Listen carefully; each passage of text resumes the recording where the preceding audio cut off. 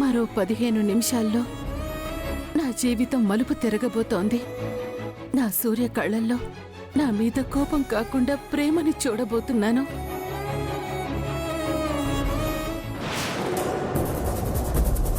ఈ రోజు కోసం నేను 20 ఏళ్లుగా ఎదురు చూస్తున్నాను. భగవంతుడా,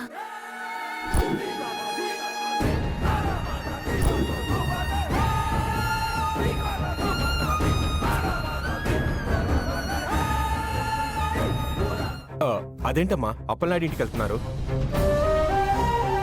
నాన్నిప్పుడు అక్కడే ఉంటున్నారు రాఘవ. నేనెంత పెద్ద తప్పు చేశానో నాకు అర్థమవుతుంది అయ్యగారు. మీరు నన్ను క్షమిస్తారో లేదో తెలియదు కానీ అమ్మగారు ఏ తప్పు చేయలేదు. మీరది అర్థం చేసుకుంటే చాలు.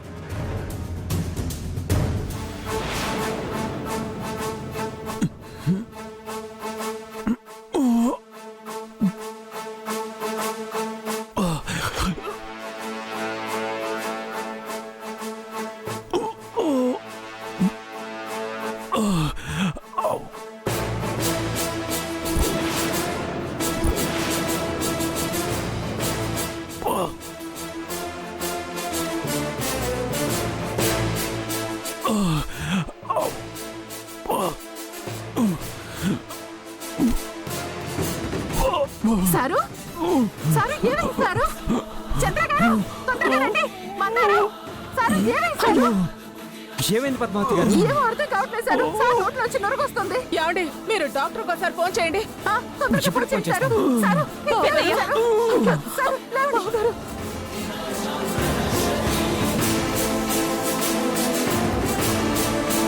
ఏంటి స్వామి ఇలా చేస్తున్నావు? నా గురించి సూర్యకి నిజం తెలుస్తుంది అని సంతోషపడే లోపు నా సూర్యని ఇలా చేసావు. నా గురించి సూర్యకి నిజం తెలియకపోయినా పర్వాలేదు. నా సూర్యకి ఏం కాకుండా చూడు తండ్రి.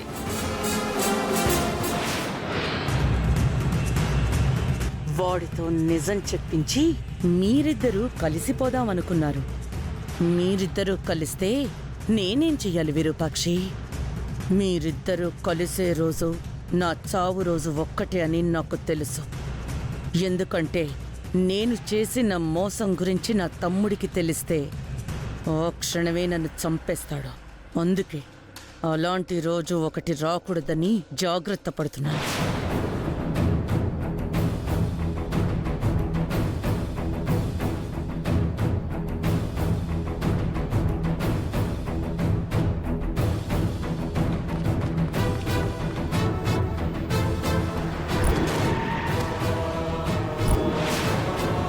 రాజు, నాన్నని హడావుడిగా తీసుకెళ్తున్నారు.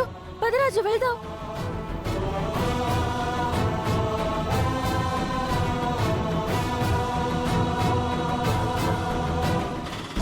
ఇంకా రాలేదేంటి వీడు?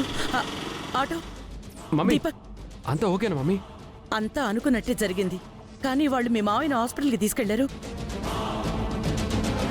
ఆ రాఘవ్ గారిని కూడా హాస్పిటల్కి తీసుకెళ్లారు. ఒకవేళ మీ మావయ్య బతికి బయటపడితే ఆ రాఘవ్ గారితో నిజం చెప్పిస్తారు. అంటే ఏంది? పెద్దయ్యనేమైనా చేస్తారా? రేణుక, నీకేం తెలీదు, కామ్గా ఉండు. మమ్మీ, అలాంటి అవకాశం వాళ్ళకి ఇవ్వకూడదు మమ్మీ. మావయ్యని రాఘవయ్యని కలవకుండా ఏదో ఒకటి చేద్దాం. పద అర్జెంటుగా పద.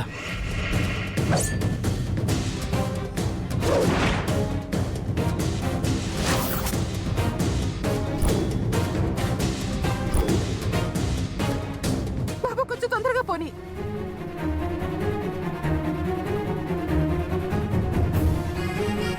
బావుగారు,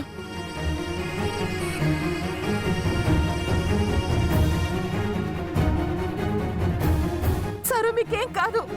బాబు కొంచెం తొందరగా పోనీ.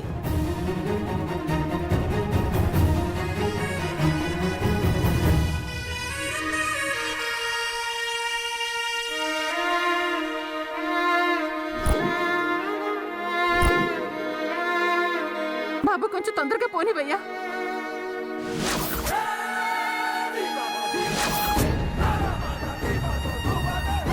Doctor doctor doctor doctor doctor doctor ఏమైంది సిస్టర్? ఏమైందో తెలియదు సారు. మొన్నట్టుండి నోట్లోంచి నురుకొస్తోంది. ఊపిరి తీసుకోవడానికి ఇబ్బంది పడతా ఉన్నారు. సరే లోపలికి తీసుకురండి, రండి.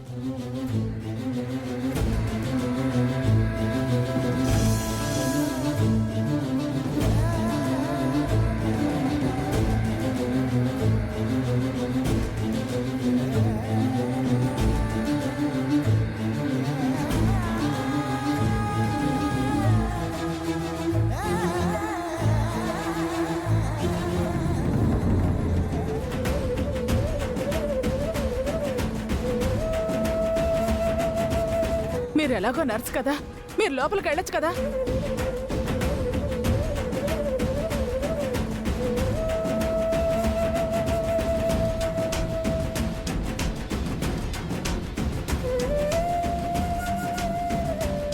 ఏమైంది డాక్టర్? మీరేదైనా ఇంజెక్షన్ ఇచ్చారా? లేదు డాక్టర్. నీరసంగా ఉంది అంటే సెలైన్ పెట్టాను. సెలైన్ పెట్టిన 5 నిమిషాలకైతే ఇలా అయిపోయింది. సెలైన్ పెడితే ఇలా అవ్వకూడదు కదా. సిస్టర్, శాంపుల్ తీసి ల్యాబ్కి పంపించండి. సార్. డాక్టర్, మా సార్కి ఏం కాదు కదా? ప్రస్తుతానికి ఇంజెక్షన్ చేశాను. రిపోర్ట్స్ వస్తే గానీ ఏమీ చెప్పలేం.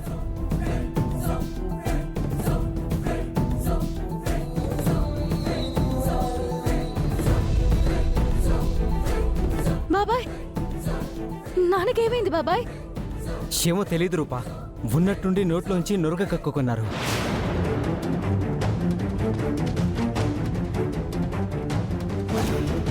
లోపల ట్రీట్మెంట్ జరుగుతుంది. పేషెంట్ డీటెయిల్స్ కావాలి. ఎవరైనా నాతో రండి. నేను వస్తాను సిస్టర్, పదండి.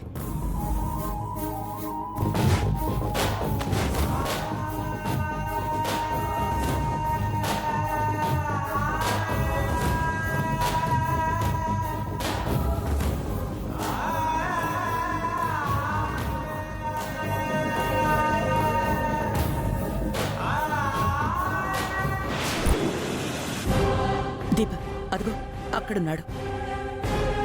మమ్మీ, ఎలాగైనా వాళ్ళ కంట పడకుండా ఆ రాఘవని తప్పించాలి. ఆ తర్వాత సిచ్యువేషన్ బట్టి వాడిని ఏం చేయాలో ఆలోచిద్దాం. ముందు అక్కడున్న వాణ్ణి ఎలా మన దగ్గరికి తీసుకురావాలో అది ఆలోచించు.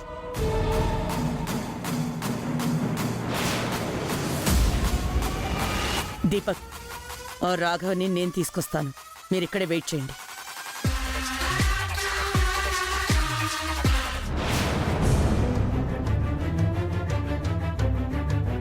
అమ్మా, అమ్మ రూపా, నాన్నకేంటమ్మా ఇలా జరిగింది? ఆ రాగం తీసుకొచ్చేలోపు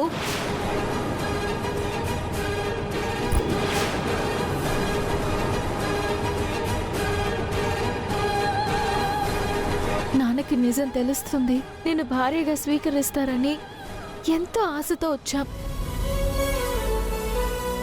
నేను సూర్య కలవడం ఆ దేవుడికి ఇష్టం లేదేమో రూపా. అలా అనకండి అమ్మగారు, అయ్యగారికి ఏం కాదు. రేణుక, డాక్టర్ గారు వెళ్తారుండు. నేను డాక్టర్ని కాదు, ఇప్పుడు యాక్టర్ని. మమ్మీ, నువ్వేంటి గెటప్? ఇదే నా ప్లాన్.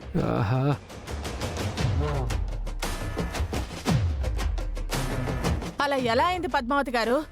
బావగారికి అలా అవుతుంటే మీరేం చేస్తున్నారు? అసలు ఎలా అయిందో నాకు కూడా అర్థం కాలేదమ్మా. అన్నయ్యకి ఇప్పుడు ఎలా ఉంది పద్మావతి గారు?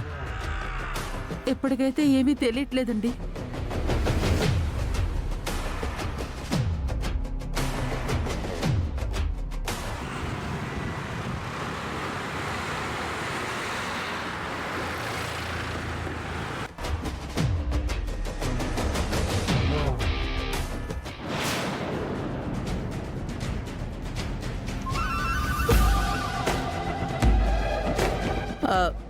లోపలున్న పేషెంట్కి మీరేమవుతారు? బాగా కావాల్సిన వాణ్ణి. ఓ, ఆయన కండిషన్ ఏం బాలేదు. అర్జెంటుగా ఆయనకి బ్లడ్ ఎక్కించాలి. మీది ఏ బ్లడ్ గ్రూప్? ఏ పాజిటివ్ మేడం. అవునా, ఆయనది అదే బ్లడ్ గ్రూప్. 2 యూనిట్లు కావాలి. మీరు బ్లడ్ ఇస్తారా? ఇస్తాను డాక్టర్. 2 యూనిట్లు కాదు, నా రక్తం మొత్తమైనా ఇస్తాను. ఆయన్ని బతికించండి. అంటే చేసిన తప్పుకి పశ్చాత్తాపడుతున్నావన్నమాట. నిజం చెప్తే ఆ విరూపాక్షి సూర్యప్రతాప్ల బంధం నిలబెట్టడం కోసం ప్రాణత్యాగానికైనా సిద్ధమైపోయావన్నమాట.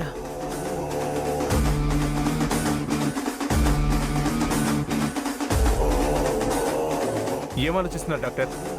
పదండి, రక్తం ఇస్తాను. ఆ, రండి. పెద్దయ్య గారు అటు కదా ఉన్నారు. బ్లడ్ బ్యాంక్ ఇటువైపు ఉంది. పదండి. పదండి.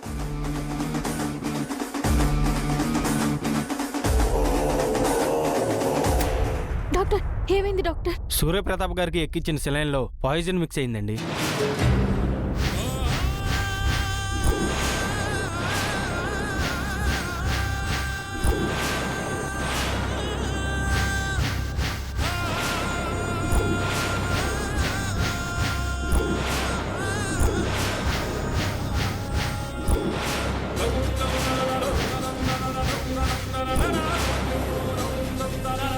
డాక్టర్ గారు, మా పెద్దయ్య గారికి ఏమైంది? ఎంత డబ్బు ఖర్చైనా పర్వాలేదు, ఆయన బాగుండాలి. అవును డాక్టర్, మా పెద్దయ్య గారికి ఏం కాకూడదు, ప్లీజ్. కంగారు పడాల్సిన అవసరం ఏమీ లేదు. మరి కాసేపట్లో స్పృహలోకి వస్తారు.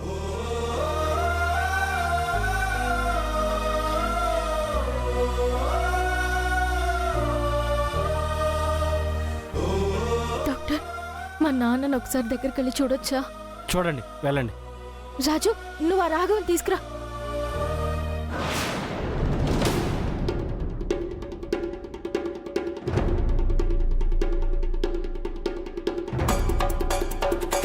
రాఘు గారు, రాఘు గారు,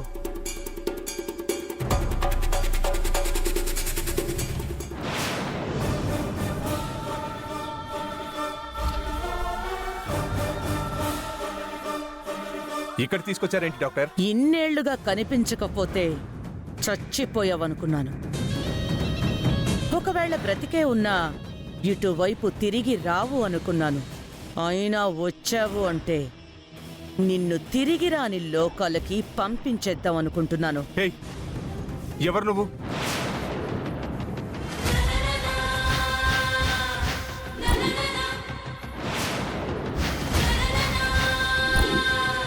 విజయాంబిక. అవును, విజయాంబికనే. నువ్వు నాకు చేసిన ద్రోహానికి నిన్నప్పుడే చంపేయాల్సింది. కానీ నిన్ను వదిలేసి తప్పు చేశాను. నిన్ను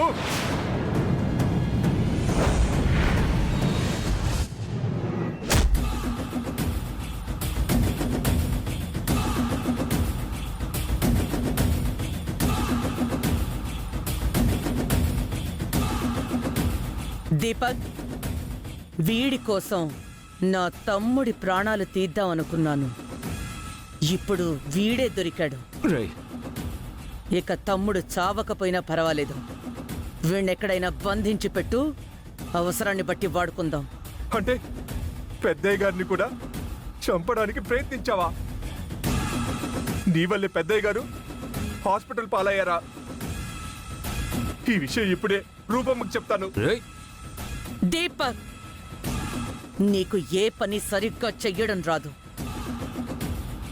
మనం ఒక దెబ్బ కొట్టాము అంటే మళ్ళీ వాడు మనకి ఎదురు తిరిగి మాట్లాడాలి అంటే భయపడి చచ్చిపోవాలి.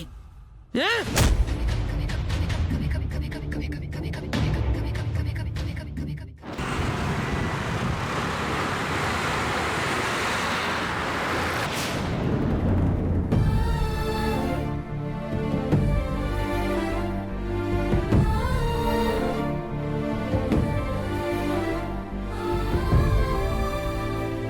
నాన్న, మీరు 100% గుడ్ ఫాదర్. కానీ అమ్మ విషయంలో మాత్రం మీరు తప్పు చేశారు నాన్న. మీరు ఎంత పెద్ద తప్పు చేశారో మీరు స్పృహలోకి రాగానే అర్థమవుతుంది నాన్న. అమ్మ విషయంలో మీరు చూసింది అబద్ధం అనే నిజం చెప్పడానికి రాక వచ్చాడు నాన్న.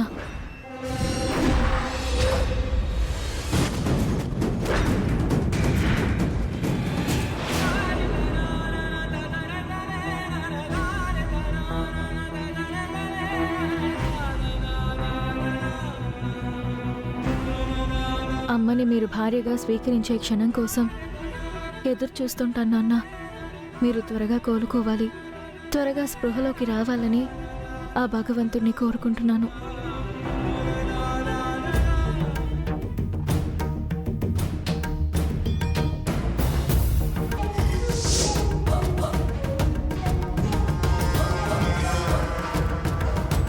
నాన్న లేస్తే రాఘవ్తో ఇక్కడే నిజం చెప్పిద్దాం. అమ్మాయి గారు రాహు కనిపించడం లేదు.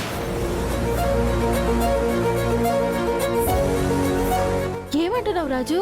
అవునమ్మాయి గారు, హాస్పిటల్ మొత్తం వెతికాను, ఎక్కడా కనిపించడం లేదు. రాఘవ్ కనిపించకపోవడం ఏంటి రాజు? ఏమైంది రూపా? అమ్మగారు, మాతో పాటు వచ్చిన రాఘవ ఇప్పుడు కనిపించడం లేదు.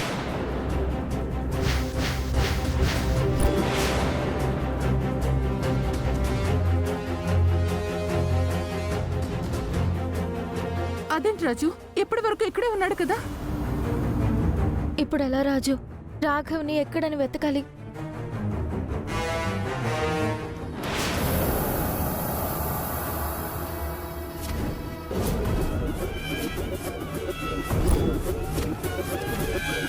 దీపక్, వీణ్ణి జాగ్రత్తగా చూసుకోవాలి. అన్నట్టు మీ మావయ్యకి ఆయనకు అలా అయినా నువ్వు రాలేదు అంటే నీ మీద అనుమానం వస్తుంది. వీడి దగ్గర నేనుంటాను. నువ్వు ఏమీ తెలియనట్టు మీ మావయ్య దగ్గరికి వెళ్ళు. అక్కడ ఈ రాఘవ కోసం రాజు రూపలు ఎలాంటి ఆలోచన చేస్తున్నారో తెలుసుకోవడం కూడా మనకి చాలా అవసరం. అలాగే మమ్మీ.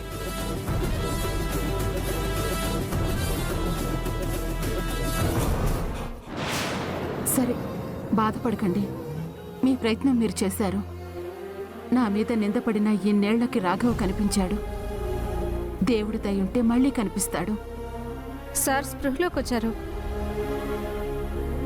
అమ్మ రూపా, ఆయన స్పృహలోకి వచ్చి మిమ్మల్ని చూస్తే కోపానికి గురవుతారు. మీరిప్పుడు వెళ్ళడం కరెక్ట్ కాదు. మీరిప్పుడు వెళ్ళి ఆయనకి కనిపిస్తే ఫిజికల్గా స్ట్రెస్ తీసుకుంటారు. ఏం జరగాలని రాసుంటే అది జరుగుతుంది. మీరింటికి వెళ్ళి రెస్ట్ తీసుకోండి.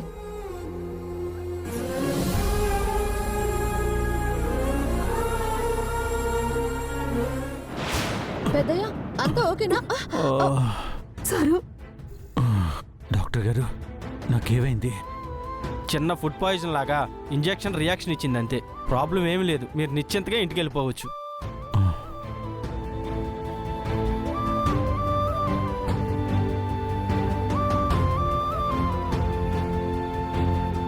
అమ్మాయి గారు, పదండి.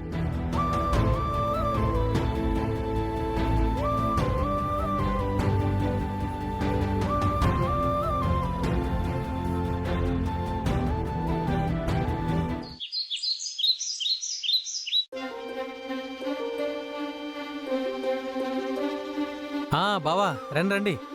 ప్రయాణం ఎలా జరిగింది బావా? పర్లేదు ఇవ్వు బావా. పర్లేదు ఇవ్వు. ఏమైంది, డల్ గా ఉన్నారు ఇద్దరు? ప్రయాణం చేసి వచ్చారు కదా, అలసిపోయి ఉంటారులే. ఫ్లైట్ లో వచ్చినా కూడా అలసిపోతారా? అదేట్రా నాయనా అంత డల్గా ఉన్నారు? అందుకే చెప్పా, కడుపుతో ఉన్న అమ్మాయిని అంత దూరంగా తీసుకెళ్లొద్దని. వింటే కదా. ఇప్పుడు చూడు ఆ అమ్మాయి ఎంత డల్గా ఉందో. అదేం లేదమ్మా, జర్నీ చేసి వచ్చాం కదా, అందుకే కొంచెం అలసిపోయాం. ఇక మీదట ఆఫీస్ పనులు, ఆ పనులు, ఈ పనులని నా కోడల్ని బయటికి తీసుకెళ్ళొద్దు. నా మనవడు కూడా అలసిపోతుంటాడు. ఇంకా ఆఫీస్కి కూడా వెళ్ళటానికి ఇల్లేదు. నేనేం డల్ గా లేనత్తయ్యా, బాగానే ఉన్నాను. చూస్తుంటేనే తెలుస్తుందమ్మా. ముత్యాలు, లోకంలో నీకు ఒక్కడికే మనవడు పుడుతున్నట్టు చాదస్తం చేయమాక.